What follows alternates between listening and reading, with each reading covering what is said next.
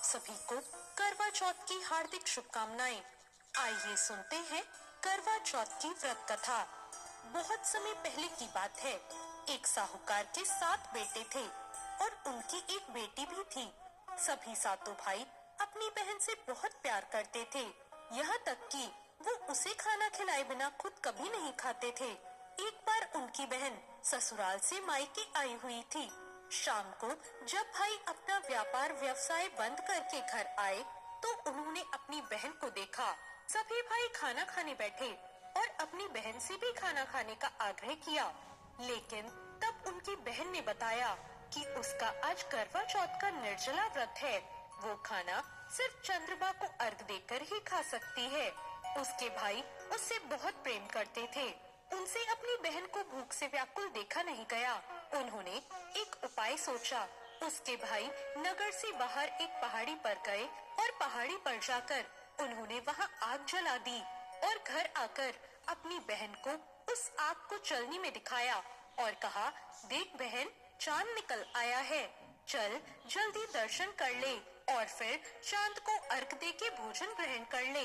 भाइयों की बात सुनकर साहूकार की बेटी ने अपनी भाभियों से कहा, भाभी देखो चांद निकल आया है, आप भी अर्घ देकर भोजन कर लो। अपनी ननद की बात सुनकर भाभियां बोली, बाईसा ये तो आपका चांद है, हमारा चांद आने में अभी समय है। साहूकार की बेटी भूख से व्याकुल थी। वो चांद को अर्घ देकर भोजन करने बैठ गई। जैसे ही उसने पहला घास खाया उसे छींक आ गई। दूसरा घास खाते ही उसमें बाल निकल आया और तीसरा घास अभी खाने ही वाली थी कि उसके ससुराल से बुलावा आ गया कि उसका पति बीमार है और वो जिस भी हाल में हो तुरंत अपने ससुराल पहुँचे। अब उसकी माँ उसे विदा करने लगी। उसे विदा करने के लिए माँ ने जब बक्से से कपड़े निकाले तो सारे कपड़े काले ही मिले। दूसरी बार माँ ने कपड़े निकाले तो सारे कपड़े सफेद निकल रहे थे।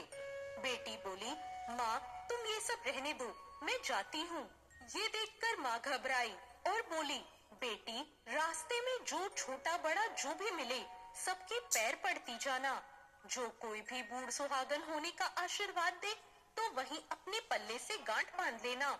बेटी बोली, ठीक है माँ, और वो अपने ससुराल के लिए निकल गई।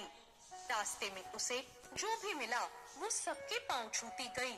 सबने कहा, सुखी रहो, पीहर का सुख देखो, खुश रहो का आशीर्वाद दिया। ऐसे वो अपने ससुराल पहुंच गई। ससुराल के दरवाजे पर छोटी ननद खेल रही थी।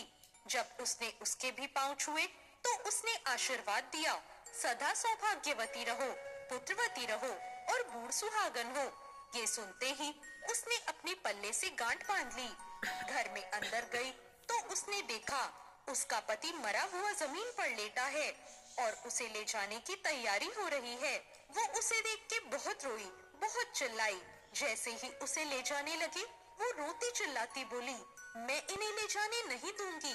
फिर भी जब कोई नहीं माना तो वो बोली, मैं भी साथ जाऊंगी। जब वो नहीं मानी तो सब बोले, ले चलो साथ में। जब पति को जलाने का समय आया तो वो बोली, मैं इन्हें जलाने नहीं दूंगी। तो ये देखकर सब बोले, पहले तो पति को खा गई, अब उसकी मिट्टी भी खराब कर रही है। लेकिन वो नहीं मानी। गांव के और परिवार के सभी लोगों ने ये निर्णय